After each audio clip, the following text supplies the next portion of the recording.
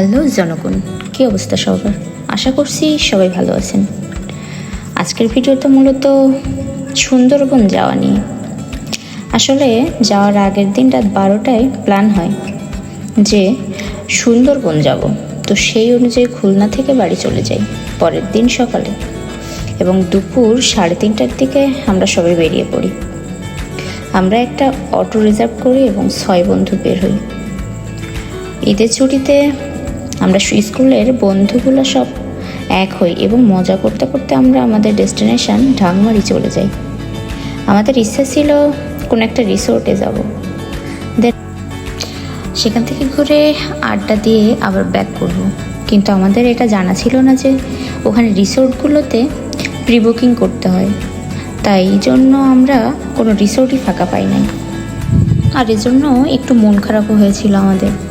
কিন্তু পরে একটা নৌকা ম্যানেজ করে নদীতে নৌকা নিয়ে অ্যাডভেঞ্চারের জন্য বের হই। তবে নৌকা ছিল চরে বাঁধা, আর তা নামাতে হয়েছিল চর থেকে। আর তা করতে গিয়ে আমাদের ফ্রেন্ডগুলো খুবই পরিশ্রম করেছে। আর ফাইনালি এই হচ্ছে অবস্থা যে নৌকা যখন নামানো হচ্ছিল তখন আমাদের 3 ফ্রেন্ড তারা খুব কষ্ট করে গেছে নৌকাটা নিচে নামানোর জন্য চর থেকে।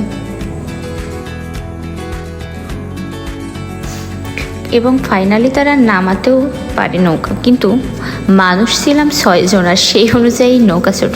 এদিকে চরে নামতে গিয়ে কাদায় মাখামাখি হয়ে আমার অবস্থা তো শোচনীয়। আমি ঠিকভাবে হাঁটতেও পারতেছিলাম না। লং জামা পরা ছিল, যার কারণে হাঁটতে প্রচুর প্রবলেম হচ্ছিল। তবুও আমরা চরে দাঁড়ানো ছিলাম যে নৌকাতে উঠবো তার জন্য। এদিকে গরমে ঘেমে নিয়ে অবস্থা খারাপ, তবু ভিডিও করতে হবে। যত যাই হয়ে যাক, ভিডিও করা ইজ মাস্ট ইম্পর্টেন্ট। এরপর আমরা নৌকাতে চলে যাই, কিন্তু সে অনুযায়ী কোনো ভিডিও ক্লিপ নেওয়া হয় না, কারণ অনেক ভয় করছিল। নৌকাতে ওঠার পর যখন আর কি বারবার ঢেউ হচ্ছিল, আর মানুষ অনুযায়ী নৌকাটা অনেক ছোট ছিল, যার কারণে ভয়টা আরও একটু বেশিই ছিল। আর এখানে যে ক্লিপটা দেখা যাচ্ছে, আমরা নৌকা থেকে উঠে আসি, কারণ পাশ থেকে স্পিড বোট যাচ্ছিল, আর তার যে তুফান ছিল তাতে আমাদের নৌকা আসলে সেটা আর কি প্রোটেক্ট করতে পারেনি, যার কারণে আমাদের নৌকাটা ডুবে যাওয়ার মতো অবস্থা হয়। আর এখন যে ক্লিপটা দেখা যাচ্ছে এটা হচ্ছে সেই সময়ের অবস্থা যখন স্পিড বোটটা যায়, আর যখন আমরা উপরে উঠে আসি এবং আমাদের 2টা ফ্রেন্ড থাকে, আর আমাদের যে বাহুবলী দেখা যাচ্ছে সে একাই নৌকাটাকে আর কি কন্ট্রোল করে রাখে, না হলে নৌকাটা ডুবে যেত। সাথে যারা ছিল তারাও আর কি নদীতে ডুবে যাওয়ার একটা অবস্থা ছিল। আর যত যাই হোক, আমাদের কিন্তু ভিডিওটা করতে হবে, ক্লিপ নিতে হবে, ফাজলামো বলেন ইয়ার্কি বলেন, এগুলো করতেই হবে মাস্ট, যতটা খারাপ পরিস্থিতি আসুক না কেন বা খারাপ সিচুয়েশান হোক। আসলে বন্ধুত্ব হয়তো বা এমনই, যতটা খারাপ পরিস্থিতির ভিতরে থাকেন না কেন বিনোদনটা থাকবেই। আর এদিকে ওরা নৌকা নিয়ে চলে যাবে, আর আমাদের একটা ফ্রেন্ড সে হচ্ছে, যেহেতু আমাদের বাহুবলী, সে দাঁড়ায় আর কি ওদের সাথে কথা বলছে যে সেও যেতে চাচ্ছিল ওদের সাথে, কিন্তু ওরা বললো যে আর কি ওকে যেতে হবে না, ওরা দুজনেই নিয়ে চলে যেতে পারবে। তো সেই অনুযায়ী আর কি ওখানেই করতেছে। আর এরা তো নৌকা সম্পূর্ণটা জলে ভরে গেছিল এক প্রকার, ওই পরে গিয়ে সেই জল আর কি ফেলে দেওয়া হচ্ছে যাতে ওরা নৌকাটা নিয়ে ব্যাক করতে পারে। এদিকে আমাদের মিস্টার পাতলু মহাশয় সে চলে গেছে ওখানে, যে ওখান থেকে আমাদের জুতাগুলো রাখা ছিল, জুতা এগুলো ফোন এই জিনিসগুলো রাখা ছিল। তো আবার যেন এরকম প্রবলেমে না পড়ি তার জন্য ফোনগুলো আর কি প্লাস জুতাগুলো ও আর কি নিয়ে আসতে গেছিলো কাদার ভিতরে, কারণ আমরা 2টা মেয়ে ছিলাম, আমরা যেতে পারছিলাম না। এদিকে আমার বান্ধবী ক্লোজা ভাসিও দিচ্ছিল খুব সুন্দর করে। আর এরপর আমার বন্ধুটা জুতা নিয়ে চলে আসে প্লাস হাতে সবার ফোনগুলো নিয়ে, আর আমাদের মোটুরে তুলে নিয়ে আসে পাতলু, ঠিক আছে। খুব মজা হচ্ছিল আর কি, যতটা খারাপ পরিস্থিতি হোক না কেন আমরা সবাই খুব মজার ভিতরে ছিলাম। এদিকে বান্ধবী একজন পোজ দিয়ে দাঁড়ায় আছে, আর তারপরে ওরা 2জন নৌকা নিয়ে চলে যাচ্ছিল আর কি।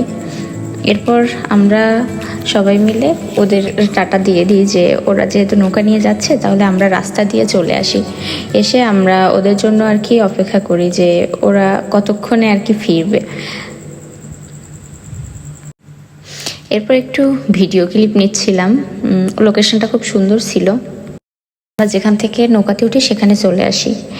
আসার পরে একটা কেওড়া গাছে প্রচুর কেওড়া দেখতে পাই, তো বান্ধবী আমার সেখান থেকে কেওড়া পেড়ে নিয়ে আমাকে দিচ্ছিল। কেওড়াগুলা নিয়ে রাখি, আর আমার যে ফ্রেন্ডগুলো ছিল তারা আর কি ওই চরে নৌকাটা উঠানোর ট্রাই করতেছিল।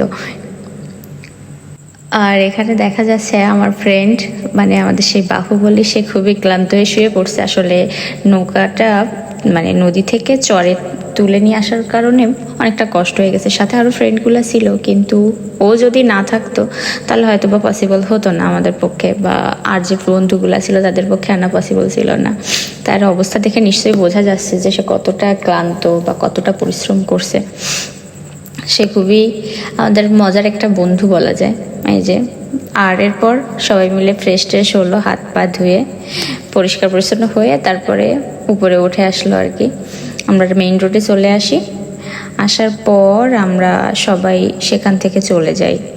আর এটা হচ্ছে একটু ভিডিও না করলে কি চলে, তার জন্য একটু ভিডিও করতে হয়। এরপর আমরা ব্যাক করি। আর আজকের ভিডিওটা এই পর্যন্তই।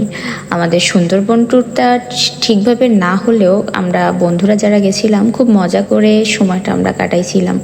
আসলে বন্ধুত্ব ব্যাপারটা হয়তো এমনই।